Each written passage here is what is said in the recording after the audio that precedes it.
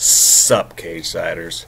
It's your boy Sean, coming at you like a house afire. And what's going on, people?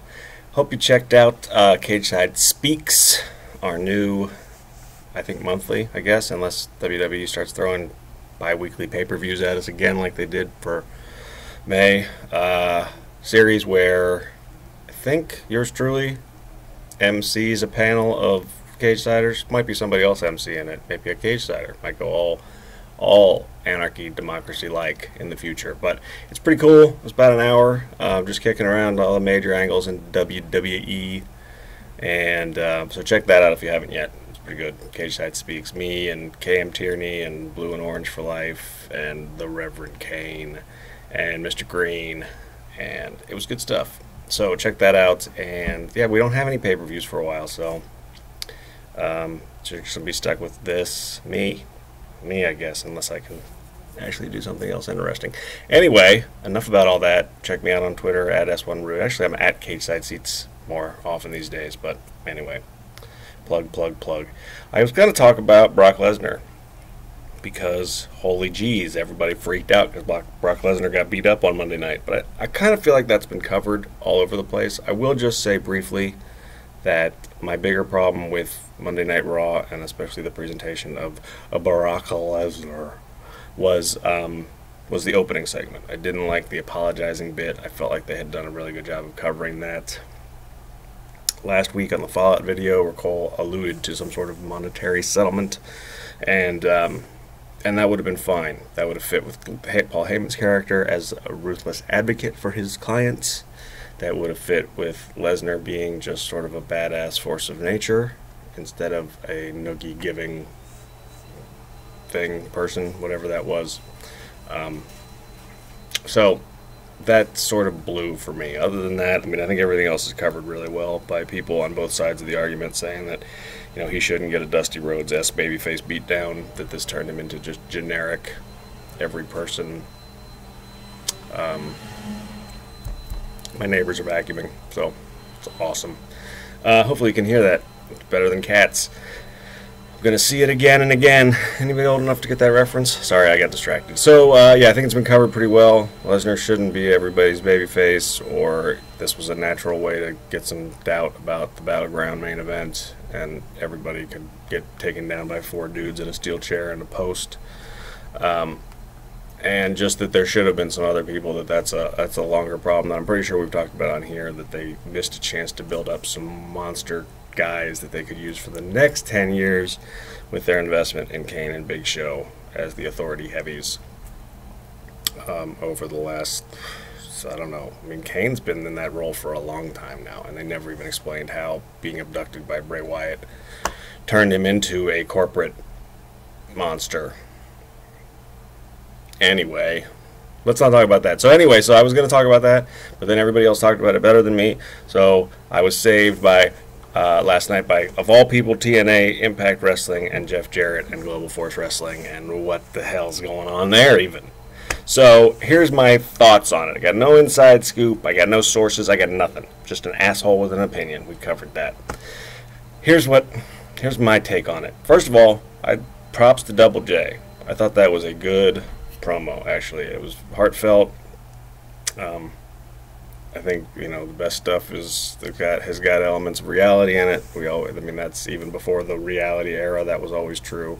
So this was pretty cool. I mean, this was, you know, you felt that he had struggled to come to this decision, but that he felt like he should. It would be nice if we had any idea who he was wrestling on Sunday or what the stakes were. But at this point, I don't think that doesn't matter. I mean, I think he's going to climb the ladder and be king of the mountain one more time, and he's probably going to get a Hall of Fame induction from TNA out of this, for whatever that means. You know, Kurt Angle and, is it both Dudleys, or is it just Bully Ray? I don't know. And Sting, I think, is that the TNA Hall of Fame at this point? It's good company. So I think that's the short-term thing. Now some car alarms going off. This is life in Baltimore. It's just sort of anything could happen at any moment. Keep you on your toes. Anyway, I really don't want to re-record 5 minutes of this, so I'm just going to leave it alone. It's real. It's as it happens. That's all I got to say about that. Anyway, so that's the short game, I think. Long game, I don't. Is he trying to buy TNA? I think he already owns a stake in it. I can't find sauces on that. But I'm pretty sure that was part of his deal, was that he left Power, but he kept a little chunk of it anyway. I think that was part of like why he couldn't negotiate with Spike TV for a while. But segue time. That's what I think this comes down to, is TV. I think TNA's struggles are documented. Probably they were definitely canceled by Spike. They are probably have been put on notice by Destination America. The Wednesday nights thing is a lifeline. They brought in something that could both serve as a lead-in for them and something that could serve as a replacement for them if they don't get cheaper and get the ratings up or get the ad buys up. So they may be operating on a very short leash, probably allegedly until September, and then they might be just full stop. And I think partially because of that, we've talked about that. I've talked about this a lot in these videos and in some other stuff that I've written. The landscape, how television executives view pro wrestling is a problem for everybody, including WWE. And I think Jeff Jarrett is finding that out the hard way. Maybe even more than he thought. He thought he could come in and pitch that this was going to be some hot new product, and he had a reality TV producer who was going to help him make it different, and blah blah blah. And I don't think he's finding a lot of suitors. I think if he was anywhere near a TV deal, given that they're supposed to be doing television tapings in Las Vegas next month, he would have said something. So whether it's buying more of a stake of TNA or just leveraging TNA as one of his many partners that he claims to have, I don't know. But I think we are going to see some sort of merging of Global Force and TNA, and I think I don't know if it's going to work or not, but I think it makes good sense to give it a shot for both of them. Like I said, I don't think Jarrett's found a TV deal. TNA is in danger of losing them, so the biggest value in that company, if he is buying them or just help whatever he's doing to throw in with them, he's doing that to get the contract. I think there's probably some emotional stuff going back to his promo. This is a company that he founded with his dad. He sort of felt forced out of it, so he's mending fences and trying. He doesn't want to see his baby die. But from a practical sense, I think he's getting back in there to get access to their TV deal, their relationship to Destination America. I also, again, pure speculation, a-hole with an opinion. I think there's some threat there from Ring of Honor to Jarrett as well. I think he was really counting on that New Japan relationship, and I think we're seeing Ring of Honor make some inroads there with New Japan. I think the War of the Worlds and the Global War shows this year went incredibly well for both companies. They're bringing back Nakamura, and I think Okada, and I think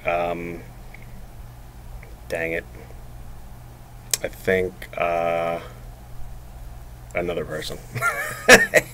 I know they're bringing back another person. I can't think who it is. I think maybe it's Kushida, which would make sense. He just won the G1 and beat Kyle O'Reilly for it. Hopefully that's true. Let's go with it. Nakamura, Okada, and Kushida are coming back for some more shows with them in the fall. I don't know if there's a TV or iPay-per-view, or they're just. But anyway, it's a sign that that relationship is working out for both of those parties, which probably leaves Jarrett on the curb because he was counting on that New Japan relationship. But I think he's got Gallows on Global Force committed to maybe doing TV, but the Bucks were going to do some of those stadium shows, baseball minor league stadium shows that apparently aren't selling very many tickets, and they weren't going to do any TV for him. They're feeling good about being with New Japan and Ring of Honor.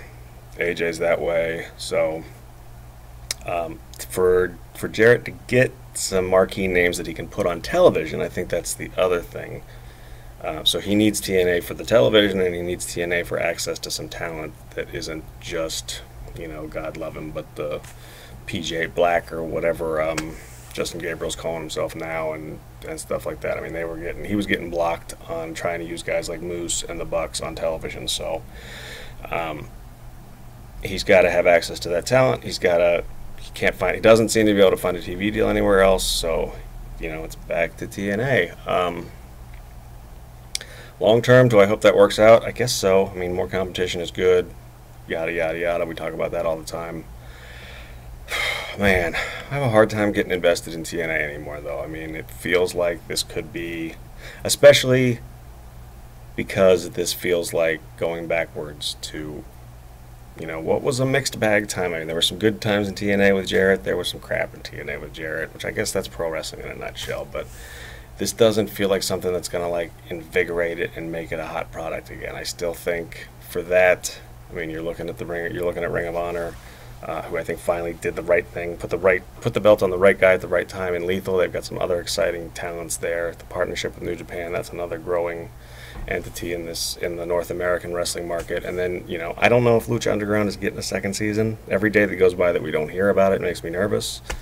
But that's something that's got a lot more buzz on it than TNA does among the hardcore wrestling fans, and I think more, any hope of crossing over to a hipper, wider swath of pop culture relies on getting that buzz. And I don't think TNA has it. TNA has its defenders. They deliver some quality product, but I think a lot of people are either completely burned on it, or like me, are just so gun shy, having given it a chance so many times and getting burned, that it's a tough sell. But it makes sense for those two parties, for Jarrett and Dixie, to get back together and see what they can do.